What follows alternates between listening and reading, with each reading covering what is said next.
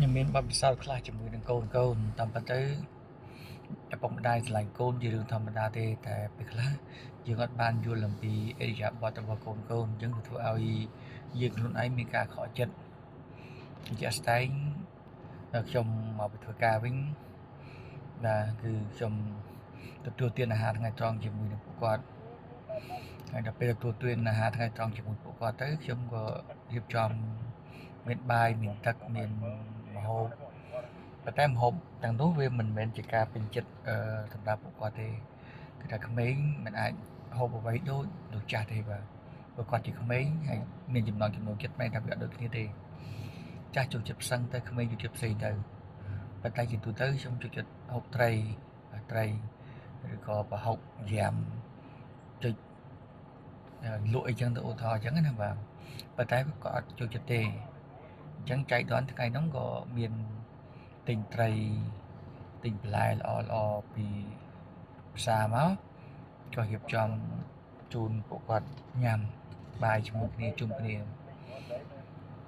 បាទចាំរៀបចំម្ហូបពីក្តៅដល់ត្រជាក់យើងគិតថាចង់ចាំញ៉ាំហូបចំជុំគ្នាអញ្ចឹងណាបាទដល់ពេលហេវពេកនៅចាំចង់ខឹងដែរបាទដល់ពេលអញ្ចឹងដូចទងមកម៉ៅក៏ហៅពួកគាត់មកហូបបាយអីជាមួយគ្នាហើយស្ដីបន្ទោសទៅគាត់ថាកូនឯងប៉ាចាំញ៉ាំបាយយូរហើយមិនបានកូនឯងយូរម្លេះប៉ាឃ្លាននឹងញ័រសាច់ទេនេះបាទអញ្ចឹងកូនញ៉ាំបាយមួយប៉ាបាទហើយ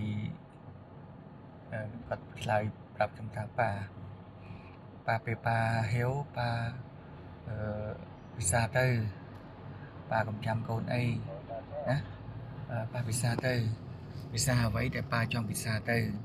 ដោយម្ហូបអាហារពីតុកពីអីហ្នឹងគឺថាប៉ាពិសាខ្លួនឯងទៅដោយឡែកកូនអត់អីទេបើសិនជាក្នុងករណីកូន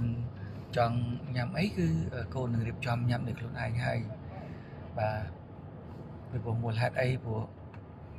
តម្រូវការអត់ដូចគ្នាទេប៉ាកូនចូលចិត្តបែបនេះប៉ុន្តែប៉ាចូលចិត្តបែបនោះអញ្ចឹងបើប៉ារងចាំកូនទៅញ៉ាំនៅលើម្ហូបចំណីដែលតាមបំណងប្រាថ្នារបស់ប៉ាគឺមិនសមតាមបំណងប្រាថ្នាទេអញ្ចឹងប៉ាភាសាបាយទៅអញ្ចឹងប៉ាភាសាអ្វីដែលប៉ាឯងចង់ភាសាឯភាសាទៅហើយ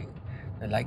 កូនអាចរៀបចំបានដោយខ្លួនឯងបានហើយបាទនេះគឺជាបទពិសោធន៍មួយដែលថា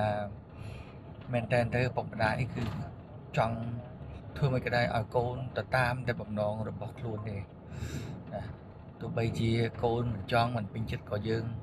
តែងតែបង្ខំគាត់ជំរុញគាត់ឲ្យគាត់ធ្វើទៅតាមអ្វីដែលយើងចង់ធ្វើមែនតើដូចខ្ញុំបានបញ្ជាក់អញ្ចឹងគឺឪពុកម្ដាយតែងតែចង់ឲ្យកូនល្អប៉ុន្តែពេលខ្លះ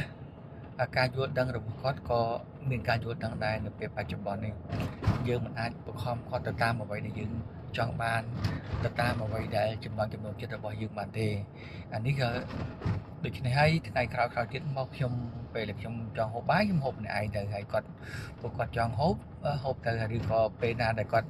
មានឱកាសថាគាត់ចង់ហូបបាយជុំគ្នាគាត់ក៏អញ្ជើញយើងមកហូបបាយ